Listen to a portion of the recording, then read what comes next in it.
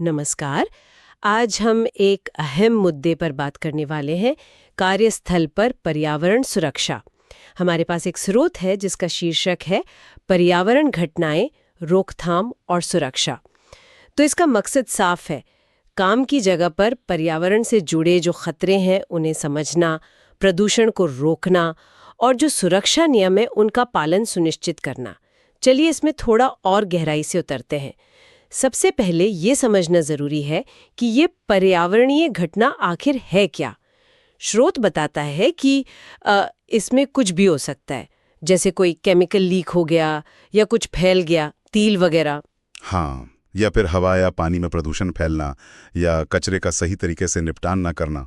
अच्छा, मतलब कोई भी ऐसी चीज जिससे सीधे तौर पर प्रकृति को या लोगों की सेहत को नुकसान पहुंच सकता है। और देखिए, दिलचस्प बात यह है कि इन घटनाओं को रोकना सिर्फ पर्यावरण बचाने के बारे में नहीं है। ये सीधे तौर पर जुड़ा है कर्मचारियों की सुरक्षा से, कंपनी की अपनी इमेज से और आसपास के समुदाय की भलाई से भी।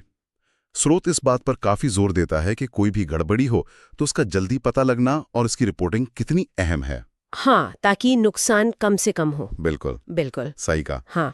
तो अगर ये घटनाएं इतनी गंभीर हो सकती हैं तो सवाल ये उठता है कि इनको रोके कैसे, रोकथाम के लिए क्या करें। स्रोत में कुछ बहुत ही प्रैक्टिकल बातें बताई गई हैं जिन्हें हम क्या करें कह सकते हैं। जैसे केमिकल्स को हमेशा लेबल वाले और लीक प्रूफ कंटेनरों में ही रखना। हाँ, ये बहुत बुनियादी और जरूरी है। और अगर कहीं कोई रिसाव दिखे या कुछ फैल जाए, छोटा भी हो, तो फौरन सुपरवाइजर को बताना। बिल्कुल। इसमें स्पिल किट का इस्तेमाल करना भी शामिल है। मतलब अगर कुछ फैलता है तो उसे संभालने के लिए जो सामान होता है। अच्छा, हाँ। और हाँ, आपातकालीन प्रक्रियाओं का पालन करना। साथ ही कचरे को कंपनी के नियमों के हिसाब से अलग अलग करना। खतरनाक कचरा अलग, सामान्य अलग। और फिर खतरनाक कचरे को सही तरीके से ठिकाने लगाना। ये सिर्फ नियम नहीं है, देखा जाए तो ये एक जिम्मेदार तरीके से काम करने की नींव है।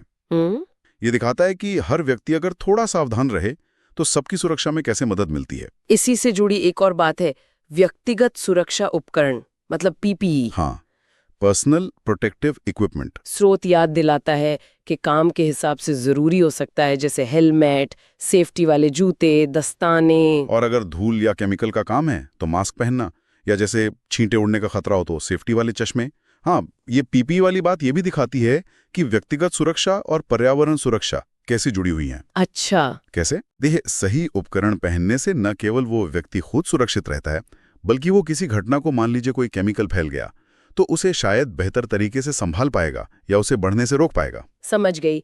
तो ये तो हुई क्या करें वाली बातें। जी अब जरा क्या न करें की लिस्ट पर भी नजर डालते हैं। जी कुछ चीजें जिनसे साफ तौर पर बचना चाहिए, जी जैसे कोई भी केमिकल, तेल या किसी भी तरह का कचरा उसे सीधे नाली में या जमीन पर बहा देना।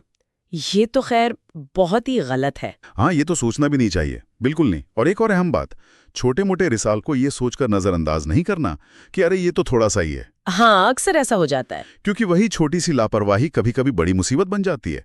साथ ही खतरनाक और सामान्य कचरे को मिलाना भी मना है, और बिना सही लेबल लगाए केमिकल्स को स्टोर करना। लेबलिंग की बात पहले भी हुई थी। जी, क्योंकि बिना लेबल के पता ही नहीं चलेगा कि अंदर क्या है और कितना खतरनाक हो सकता है। इस लिस्ट में एक पॉइंट मुझे खास तौर पर ध्यान खींचने वाला लगा, वो है समय बचाने के चक्कर में सुरक्षा नियमों को अनदेखा न करना। हाँ, ये बहुत जरूरी पॉइंट है। ये उस मानसिकता पर चोट करता है जहां सुरक्षा को कई बार काम में रुकावट की तरह देखा जाता है। सही कहा। जबकि असल में वो काम का एक अभिन्न हिस्सा होना चाहिए। शॉर्टकट लेना मतलब अक्सर हादसों को न्योता देना होता है। स्रोत का अंत एक नारे के साथ होता है, प्रकृति की रक्षा करें, भविष्य की रक्षा करें। छोटा सा वाक्य है, पर इसमें संदेश बहुत गहरा है। बिल्कुल। तो इस पूरी बातचीत से जो एक मुख्य विचार उभरता है वो ये है कि कार्यस्थल पर पर्यावरण सुरक्षा सिर्फ कुछ नियम कानूनों या उपकरणों तक ही सीमित नहीं है। असल मुद्दा है एक ऐसी संस्कृति, एक ऐसा माहौल बनाने का जहां हर कोई अपनी जिम्मेदारी समझे और ये महसूस करे कि उनके छोटे छोटे काम भी जब सब मिलकर करते हैं तो कितना बड़ा असर डाल सकते हैं। हाँ, ये सोचने वाली बात है। बिल्कुल। और अंत में एक सवाल शायद हम सबके लिए है, क्या ये जो दिशा निर्देश हैं ये सिर्फ न्यूनतम जरूरतें हैं जिन्हें बस पूरा करना है, या फिर ये पर्यावरण के प्रति एक ज्यादा गहरी, एक निजी जिम्मेदारी महसूस करने की तरफ पहला कदम हो सकते हैं? ये हमें सोचना होगा।